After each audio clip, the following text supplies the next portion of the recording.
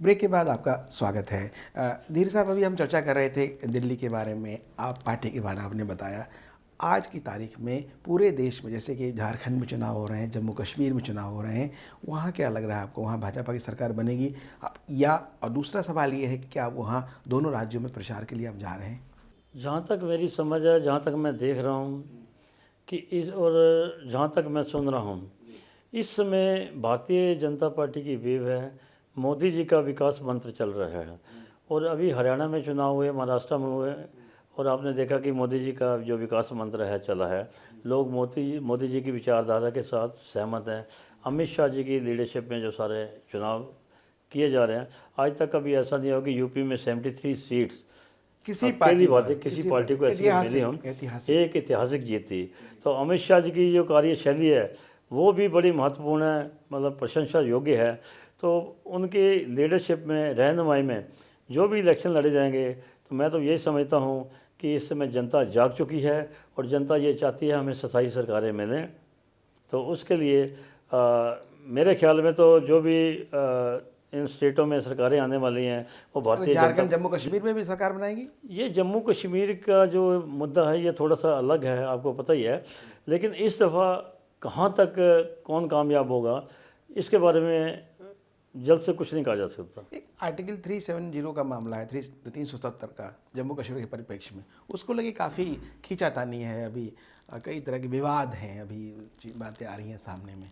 देखो, ये एक बहुत ही पुराना विवाद है। उस समय जो आर्टिकल ये बना था, तो उसके बारे में इस समय कुछ कहने की स्थिति में नहीं हूँ। नहीं, आपने उसके बारे में कुछ जाना है, समझा है कि उसको रखना चाहिए, उसको लागू करना चाहिए, आर्टिकल 370 जो है कश्मीर के परिप्रेक्ष्य में? इसके बारे में देखो, मैं एक छोटा सा कार्यकर्ता हूँ भारतीय जनता पार्टी का। लेकिन देश के आप नागरिक भी हैं, नागरिक हैं, संवेदनशील नागरिक। पर हमारे जो सीनियर लीडरशिप है, ये मैं समझता हूँ कि जो भी वो निर्णय लेंगी सोच समझ कर निर्णय लेंगे। मतलब आपको लग रहा है कि आप चुनाव प्रचार में कहीं नहीं जा रहे हैं इन राज्यों में?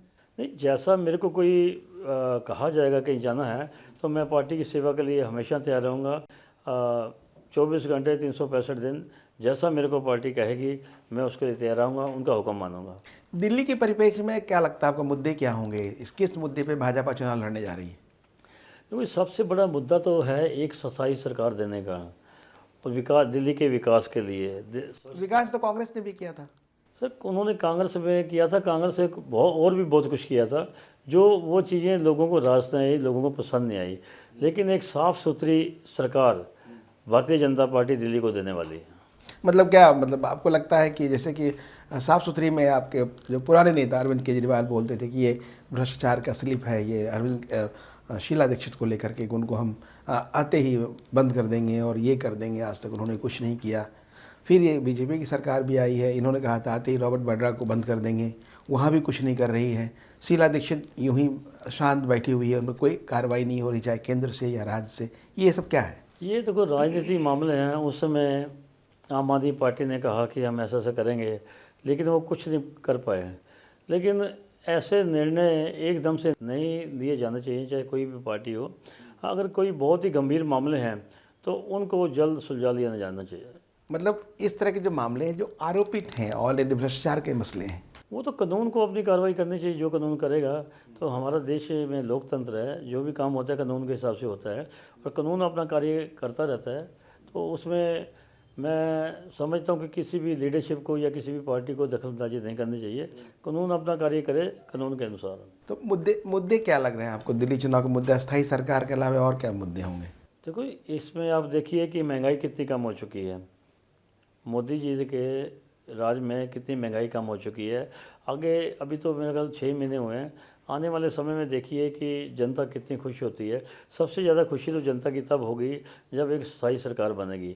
लोगों के ऊपर रोज़ रोज़ एक एक साल में 3 3 दफ़ा इलेक्शन का बोझ नहीं डाला जाएगा। अल्टीमेटली जितने ये खर्चे होते हैं सारे पब्लिक के ऊपर पड़ते हैं, जनता के ऊपर पड़ते हैं। तो मेरा ख्याल सरकार तो लोग तो यही समझेंगे कि एक स्थायी सरकार हम दें और भाजपा को जब भारी बहुमत दिलाकर ज़्यादा से ज़्यादा सीटें दिलवाएं। आपकी मोदी जी से कोई बात हुई? मैं एक बहुत छोटा सा कार्यकर्ता हूँ। नहीं, वो तो सभी से मिलते हैं। नरेंद्र मोदी प्रधानमंत्री है, छोटा है बड़ा कर, सभी से मिलते हैं। नहीं, मैं अभी कल ही मैंने कल ही अभी पार्टी ज्वाइन की है। अमित शाह से मुलाकात हुई? नहीं, मेरी किसी महान नेता से अभी मुलाकात नहीं। मैं जो मध्यम वर्ग के नेता हैं। नहीं, सतीश उपाध्याय से बात हुई आपकी?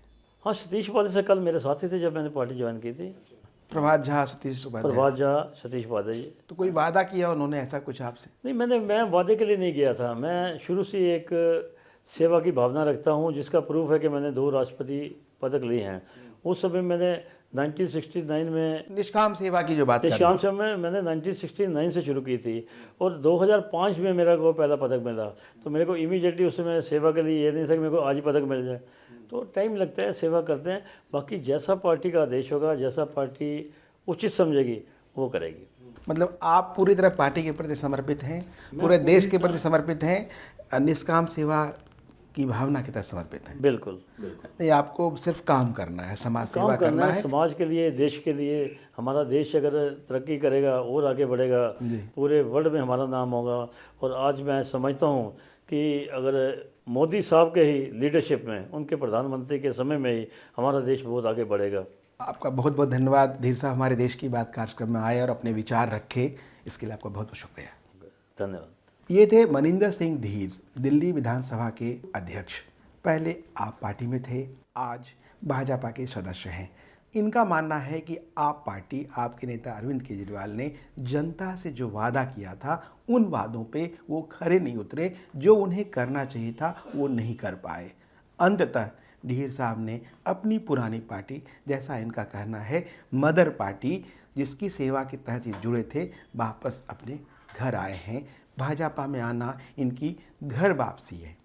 लगता है धीर साहब की बातों से कि दिल्ली में भाजपा की सरकार बनने वाली है। जो इनके विचार हैं, जो इनके सरोकार हैं, जो इनकी सोच है, उन सोच के तहत। और एक बहुत बड़ा मुद्दा है कि दिल्ली को एक अस्थायी सरकार चाहिए, आम जनता को एक सही सशक्त सरकार चाहिए, जो कि इनके नेता हमारे प्रधानमंत्री नरेंद्र मोदी की अगुवाई में संभव दिख रहा है। इस बार मनिंदर सिंह धीर साहब, अगली बार आपको नई सक्सेस से रूबरू कराएंगे। तब तक के लिए नमस्कार, धन्यवाद।